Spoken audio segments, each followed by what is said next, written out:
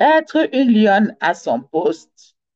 Lorsque tu veux percer les secrets du cheminement à la vie conjugale, comment être une lionne à ton poste? Comment être une lionne à ton poste? Je sais que vous vous attendez à ce que je vous raconte le mariage de Ruth et de Boaz. Mais il faut savoir que c'est tout un processus qui a amené Ruth à épouser Boaz et devenir propriétaire, à entrer dans la lignée même de Jésus-Christ. Et tout ce processus, nous allons le suivre ensemble. Voilà. Vous savez, il y a des personnes qui n'ont reçu aucun processus dans leur vie et qui entrent dans les mariages ne tiennent même pas un jour parce qu'ils n'ont eu aucun temps d'enseignement, aucun temps de préparation. Maintenant, je reviens encore sur la thématique de ce jour. Comment être une lionne à son poste? Être une lionne à son poste. J'aimerais vous dire que même les plus grands rois, je dis que même les plus grands rois de la jungle ont dû être élevés par un autre roi. Je dis les lions rois là ont dû avoir quelqu'un qui leur a montré le chemin. Voilà. Ceci vient tout simplement nous dire quoi? Ceci vient nous dire que peu importe votre statut, vous devez connaître votre place. Vous devez connaître votre place. C'est une révélation importante. Et pourquoi je vous dis ça? Ce que je vous dis ici, connaître sa place, être une lionne à son poste, ça soulève juste l'humilité dans la collaboration entre femmes. Si Ruth, je dis que si Ruth n'avait pas fait de la bonne collaboration avec Naomi, elle n'aurait peut-être pas rencontré son Boaz. Est-ce que vous comprenez ça? Je dis, si Ruth n'avait pas été loyale, serviable, et si Naomi n'avait pas été bienveillante, si elle n'avait pas transmis de l'affection, de l'amour, de la considération à Ruth, cela aurait entraîné une mauvaise collaboration et peut-être cela aurait mis un terme à leur relation. Or, vous voyez ce qui se passe. Leur collaboration devait aboutir à de grandes choses. Ça devait aboutir à ce que je suis en train de vous parler là. Leur histoire est connue partout dans le monde entier. Vous devez faire de bonnes collaborations entre vous, femmes. Quand tu te prépares à être une Ruth, il faut bien collaborer avec les autres. Ceci ne veut pas dire que tu vas accepter tout et n'importe quoi. Parce qu'il faut savoir que quand tu es une Ruth, quand tu as la destinée d'une Ruth, effectivement, il y a les gens qui vont utiliser la collaboration pour venir, je dis pour venir parfois même détruire ton notion. Il y a les gens qui vont vouloir même te saboter pour mettre le déshonneur sur ce que Dieu a mis en toi. Donc, et il faut rester vigilant. Ce n'est pas avec tout le monde qu'on accepte de collaborer. Ce n'est pas à toutes les collaborations qu'on accepte. Et ce n'est pas avec tout le monde qu'on accepte de collaborer. D'autres personnes, avant de venir te rencontrer là, en tant que Ruth, elles se sont déjà assises, tissé tous leurs plans machiavéliques pour venir juste renverser ta couronne, pour venir mettre le déshonneur sur toi. Mais tu dois être très vigilante. Mais les collaborations que tu as demandé la direction divine et que tu acceptes de le faire, dans ces collaborations-là, il faut rester loyal. Il faut utiliser l'humilité. Il faut connaître sa place. Savoir honorer des personnes dans ta vie qui sont à la dimension de Naomi. Connaître leur place aussi. Savoir respecter, distinguer leur place de la sienne. Souvent, vous allez voir dans la jungle, il va y avoir plusieurs personnes, on va dire même plusieurs animaux qui ont des couronnes exceptionnelles. Par exemple, comme l'aigle. L'aigle est exceptionnel, le lion est exceptionnel. Il y a beaucoup comme ça qui ont vraiment des puissances exceptionnelles. Mais vous voyez que chacun à son niveau respecte l'un l'autre. Chacun connaît sa place et chacun connaît son couloir. Donc, quand tu es une femme à la dimension de Ruth, tu dois rester vigilante à ces choses-là. Voilà. Tu dois rester vigilant, être capable de respecter même certains ordres, certaines structures préétablies, que ce soit dans certains groupes auxquels tu vas te connecter, que ce soit dans certains même milieux professionnels, dans tous les milieux où Dieu va te propulser. Quand tu arriveras là-bas en tant que Ruth, tu verras bien qu'il y a certains protocoles. Il faut, il faut accepter ces protocoles-là. Tant que ça va avec tes valeurs et les plans de Dieu. Il faut respecter. Il y a des endroits même où ton titre, que ce soit un titre professionnel ou même l'onction que Dieu a mis sur toi, tu sauras pertinemment que ça là où tu as mis tes pieds là, l'onction que tu viens avec là est plus que cet endroit-là. Mais reste humble. Honore les personnes que tu vas trouver là-bas. Amen. Voilà. Donc, ceci nous enseigne. Ça nous enseigne que nous avons encore clairement du chemin à parcourir. Du chemin à parcourir, surtout lorsque on se prépare au mariage. Ça nous enseigne que, et même dans le mariage, pour entrer dans sa destinée maritale, il y a du chemin, du travail à faire. Voilà. Donc, vous devez savoir apprendre. Apprendre. Pour ceux qui aspirent encore à leur destinée, vous devez apprendre que il y a des personnes, des hommes et des femmes. Vous êtes appelés à œuvrer main dans la main. Mais surtout, vous devez garder en vue que chacun doit connaître sa place et vous devez avoir en esprit être porteuse de la bonne collaboration. Voilà. De la bonne collaboration. Je dis fuis tout ce qui est esprit démoniaque. Vous avez vu ce qui s'était passé dans le jardin d'Éden. Vous avez vu, il y avait la bonne collaboration entre Adam et Ève. Ce qui s'est passé, c'est lorsqu'il y a eu une espèce d'un autre genre qui a apporté de l'hostilité. Et pour peu qu'il y a eu une ouverture, cela a entraîné la chute. Donc, vous devez veiller. Quand tu as une rute, tes connexions divines, vous devez vous protéger les unes les autres. Amen. Bon, j'aimerais vous dire ce matin que je suis convaincue que Dieu est en train de restaurer l'unité de collaboration parmi les générations de Ruth de cette saison. Et je veux que vous compreniez que vous devez prendre garde de ne pas tomber dans certains pièges. Vous devez prendre garde de ne pas tomber dans certains pièges du rejet. Parce qu'il y a souvent aussi dans les collaborations des femmes, vous pouvez vivre certaines choses dans certains milieux qui sont similaires à du rejet. Vous devez avoir et demander surtout à Dieu de comprendre la différence entre ce qu'est le rejet et l'isolation. Il y a des collaborations, les gens viendront.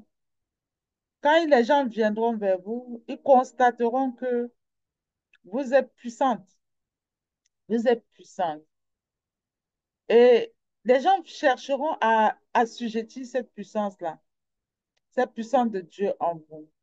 Pour rester vigilant, pour différencier les collaborations qui viennent de Dieu et les collaborations qui ne viennent pas. Et quand des personnes arriveront, pardon, à toucher à ce, il faut savoir que ici, je vais vous dire quelque chose d'important. La majorité des femmes à la dimension de Ruth sont souvent approchées par bon nombre, par des gens, par, voilà. Mais il y a des gens spirituellement, Dieu va vous demander de ne pas vous connecter à ces personnes, de ne pas collaborer avec eux.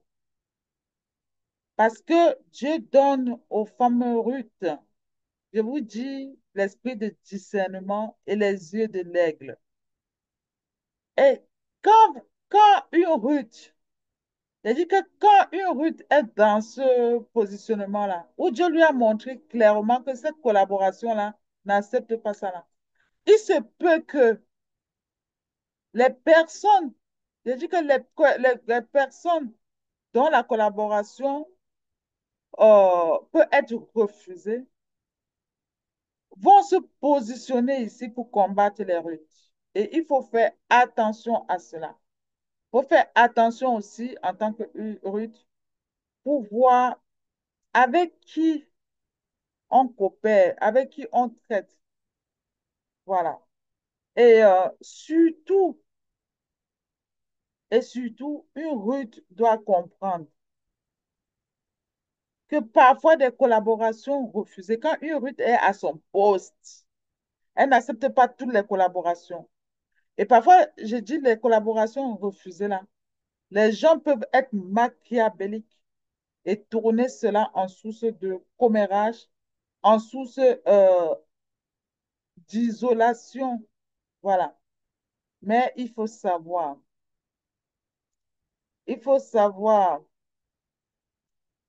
que en tant que Ruth, vous pouvez toujours compter sur vos mentors. Vous pouvez aussi être là. Et que vous pouvez compter sur vos mentors. Et vous devez faire la différence. Faire la différence aussi entre les mentors hommes et les mentors femmes. Ne tombez pas dans certains pièges. Lorsque vous aspirez à la dimension de Ruth, ne tombez pas dans le piège de confondre votre mentorat masculin. Donc, en fait, je vais dire que lorsque vous êtes une Ruth et que vous avez un mentor masculin, il faut faire très attention aussi de ne pas tomber dans certains pièges. Et les Ruth qui vivent l'isolement, vous ne devez surtout pas en fait être frustré parce que c'est toujours un cap vers la gloire et nous le savons tous pour ceux qui sont des Ruth. Les humains vont positionner cela comme du rejet parce que Dieu a montré à la femme Ruth à ce moment-là que non, attention, fais attention à cette collaboration, tu ne peux pas l'accepter. Mais pour contrecarrer cela, les humains vont se positionner ici, faire comme si c'était du rejet, l'isoler et faire comme si c'était du rejet. Or, ce n'est pas le rejet. Quand tu es isolé à cause de ta mission, tu es isolé à cause de ta loyauté, quand tu es isolé à cause des valeurs que tu défends et que tu ne peux pas faire de compromis sur des choses qui n'entrent pas dans le plan de Dieu, ce n'est pas du rejet, c'est de l'isolement. C'est parce que ce que Dieu a mis en toi et que tu as la capacité de voir les choses profondes par anticipation, les êtres humains ne peuvent pas le comprendre. Et ceux qui viennent te tenter en tant que Ruth, quand ils le comprennent même, ils vont utiliser que des petits ruses comme ça. Et donc, vous devez faire attention à ces choses-là. Parce que quand tu vas à la dimension de Ruth, Dieu va te positionner comme une lionne à ton poste. Et une lionne à son poste est une visionnaire. Une lionne à son poste a l'esprit de discernement. Une lionne à son poste a la capacité de faire la différence entre ce qui est bon et ce qui ne l'est pas, entre ce qui est vrai et ce qui ne l'est pas. Ce n'est pas tant le nombre de personnes qui vont entourer Ruth qui compte. Mais parfois, vous allez voir que Ruth va avoir tendance à avoir plutôt même de l'attachement, de la considération pour quelqu'un euh, qui qui n'est souvent même pas là. Et c'est parce que Ruth ici voit avec les yeux spirituels et non les yeux physiques. C'est profond, hein? C'est très profond. Et j'aimerais vous dire, il faut faire attention à ces choses-là en tant que Ruth. Attention dans les collaborations, dans les connexions. Et puis, avoir vraiment cet esprit de discernement-là. Marcher toujours dans le plan de Dieu. Rester dans la loyauté, l'intégrité. Voilà. Parce que une Ruth, pourquoi la dimension de Ruth est tellement précieuse? Parce que les Ruth, en fait, tout ce qu'elles ont, la grandeur qu'elles ont, c'est par loyauté, par intégrité et aussi, c'est, c'est aussi acquis par les valeurs qu'elles ont développées, par l'éducation reçue. Et c'est différent de certaines personnes qui ne sont pas des Ruth. D'autres personnes, elles sont prêtes, j'ai dit, à saboter, à casser. Elles sont prêtes à aller faire du commérage juste pour qu'on les mette en haut. Une Ruth n'aura pas le temps, en fait, d'aller prendre le nom de quelqu'un pour aller auprès d'un leader pour baver. Une Ruth n'est pas comme ça. Voilà. Mais une Ruth reste focus, focalisation, diligente, travailleuse. Et c'est juste ses résultats. Et elle est souvent élevée que à cause de son travail, de sa diligence, de ses valeurs, et non à cause du commérage. Voilà. Donc, j'aimerais vous dire ici que, effectivement, quand tu es une pionnière, quand tu es une lionne à ton poste, comment tu dois te comporter lorsque tu arrives en terre étrangère ou que tu arrives en terre promise? Il faut savoir que la terre étrangère ici, pour les Ruth, c'est votre terre promise. Il faut comprendre que Ruth, en terre promise, elle n'avait, elle n'avait plus qu'un statut de pauvre immigré. Est-ce que vous savez ça? Quand tu es à la dimension de Ruth, tu arrives en terre promise, le statut que tu commences en terre promise, c'est le statut souvent d'immigré. Et ce statut-là, généralement, comment on va reconnaître ce statut-là? Parfois, c'est pas ta couleur de peau, pas ton accent. Parfois, c'est pas ta tenue et tes manières avec ceux de ton pays d'accueil. Mais tu dois réussir à te frayer humblement un chemin dans ta ville, dans ton quartier, dans ce nouveau pays-là. Et tu dois pouvoir aller à la recherche d'un moyen pour gagner ta vie. Pour gagner ta vie. C'est comme ça que les Russes se comportent en terre étrangère. Quand tu arrives en terre étrangère, pour parler dans les bars, parce que tu ne recevras rien de constructif là-bas, en dehors du commérage, en dehors des commentaires sur les vies des gens, sur les réseaux sociaux, euh, sur tout ce qui se passe. Donc, quand tu arrives à ta terre promise, il faut aller chercher ton moyen de subsistance. Parce que tu n'oublies jamais que, effectivement, il y a un Naomi qui t'a montré le chemin. Et tu dois chercher ce moyen de subsistance, pas seulement pour toi, et aussi pour Naomi, et aussi pour ta Naomi. Ça veut dire que quoi? Ce n'est pas tous les Ruth qui ont la chance d'aller en terre promise avec leur Naomi. Mais ça veut dire que si ton Naomi reste, peu importe le pays, si elle reste dans ton pays d'origine, c'est elle qui t'a montré le chemin. Quand tu arrives en terre promise, cherche ce qui va t'aider pour ta subsistance et n'oublie pas Naomi dans sa condition. Voilà. Et vous devez comprendre ici que c'est ce que Ruth, elle avait fait. Elle arrive en terre promise, elle allait chercher de quoi subvenir à ses besoins et ceux de son mentor. Et elle n'avait pas tenté d'inspirer la pitié des habitants ou de demander du travail comme si cela était dû. Elle n'avait pas fait ça. Elle avait simplement montré qu'elle était prête à travailler dur. Et cette motivation l'a fait remarquer d'un ancien de la communauté qui s'appelait comment? Boaz, son Boaz, et qui s'est engagé à veiller sur elle et l'a aidé à trouver la situation la plus avantageuse pour sa belle-mère et pour elle-même. Et ici, j'aimerais vous dire quelque chose. Parfois, les gens même vont même dans des groupes, ils vont dans des associations, ils vont même, je vais dire même en entreprise. Pour se faire accepter parfois, ils sabotent les autres, ils cassent les autres, ils utilisent les noms des autres. Pourquoi ils font ça? C'est pour déshonorer les autres et pour attirer la pitié sur eux, qu'on ait pitié sur eux et que ce que on pouvait donner aux autres, que c'est à eux qu'on donne. Ou les postes qu'on pouvait donner aux autres, c'est à eux en fait. C'est l'erreur que font beaucoup de gens. Au lieu plutôt tout simplement juste de travailler dur, rester dans la loyauté, l'honnêteté. Parce que ce qui se passe lorsque tu fais, comme je suis en train de dire là, la même façon où tu es monté au pouvoir, n'oublie jamais que c'est de cette même façon que tu vas descendre. Et il n'y a aucun poste, je vais vous dire, il n'y a aucun poste de responsabilité où quelqu'un peut rester sur ça à vie.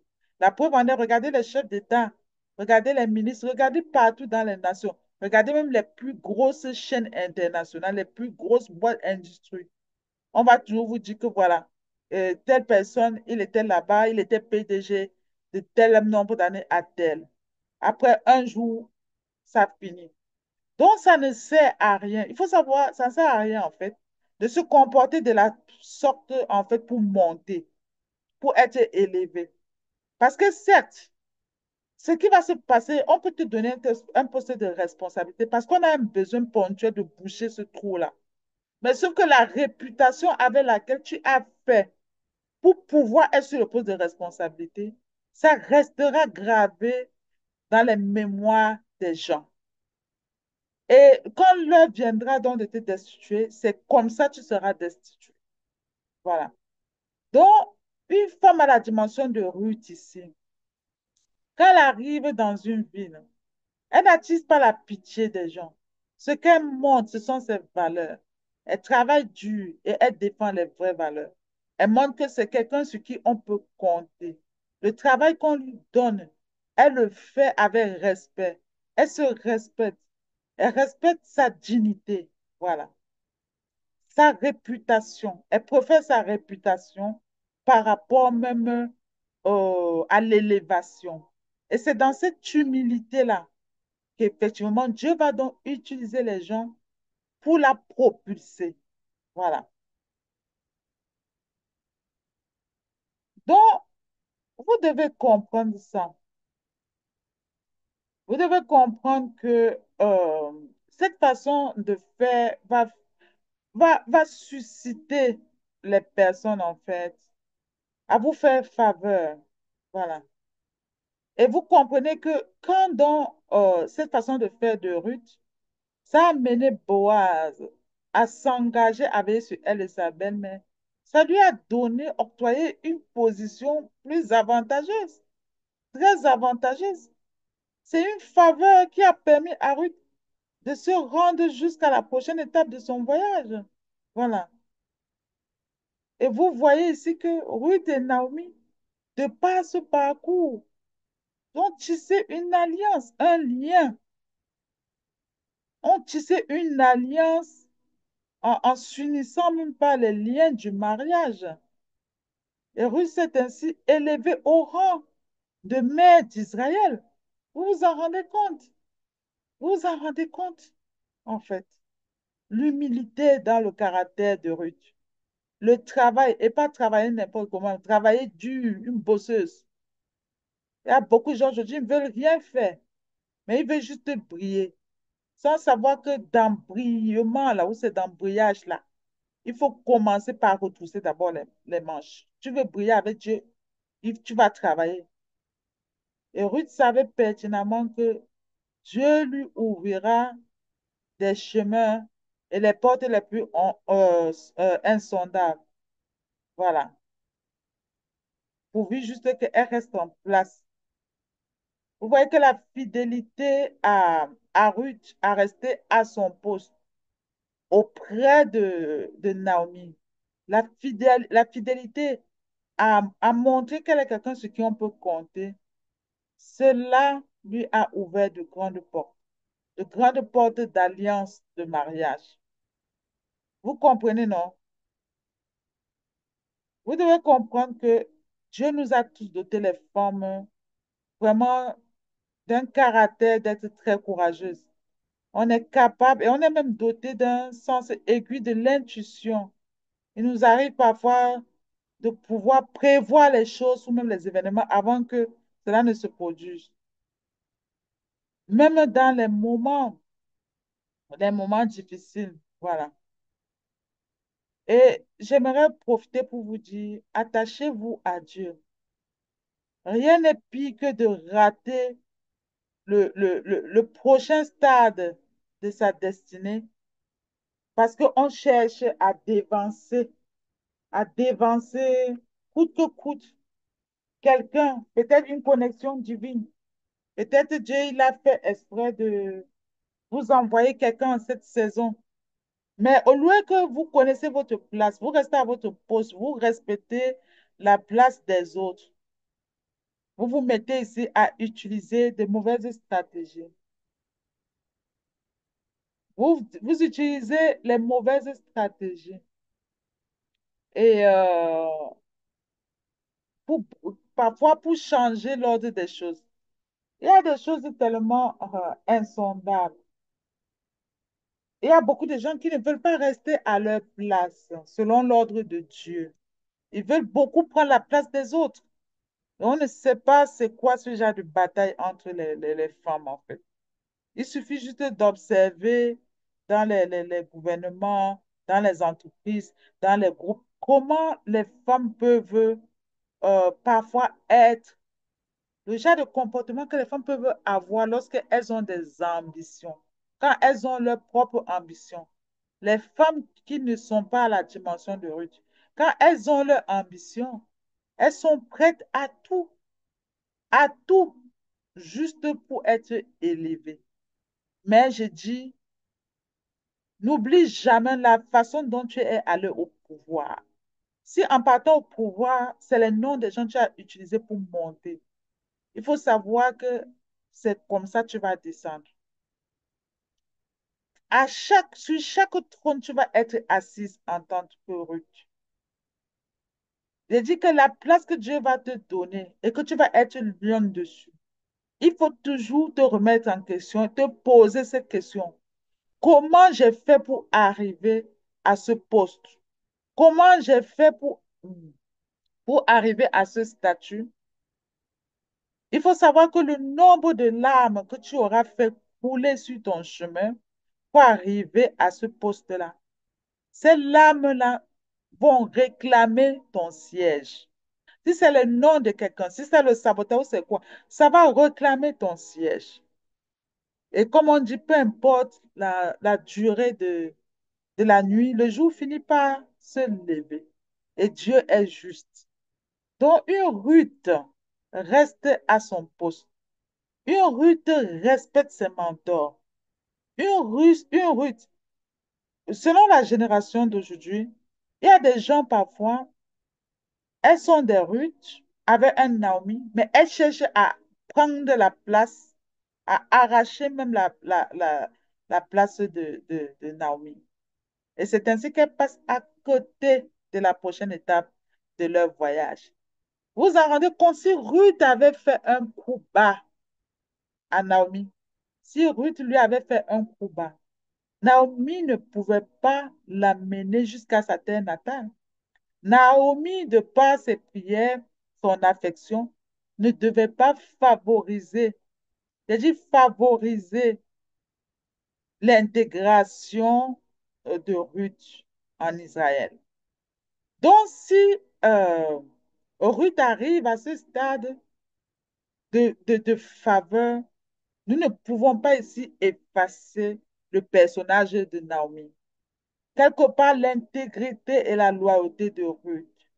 Je pense que ça a été tellement bouleversant pour Naomi qu'elle ne pouvait que prier les dieux de son pays pour qu'on fasse couler sur les pieds, sur la tête de Ruth, toutes les grâces et l'onction possibles. Et c'est ça, en fait. Et leur alliance a abouti à quelque chose d'extraordinaire. Ça a mis Ruth dans une famille royale, dans la lignée royale. Et c'est parce que quelque part, Ruth était une fille vraie. Elle était honnête envers Naomi. Elle respectait aussi la place de Naomi. Et Naomi aussi était un mentor et une femme bien. Voilà. Et elle avait vraiment du vrai amour pour Ruth.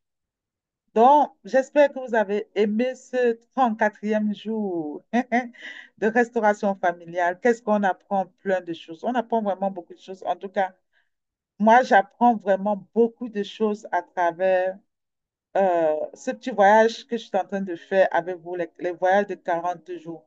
Mais après les 40 jours, je ne vais pas arrêter parce que je pense que Dieu m'a montré autre chose, voilà, pour l'académie. Et je vais continuer, en fait, dans cette voie. Je vais juste accepter, respecter la volonté de Dieu et c'est tout, comme d'habitude. Donc, c'était votre coach conjugal, auteur, conférencière. J'espère vraiment que ces 40 jours vous font du bien et partagez autour de vous, partagez s'il vous plaît autour de vous. Geste de gratitude. On s'abonne, on partage et je vous dis à demain dans Grâce TV. Bye bye.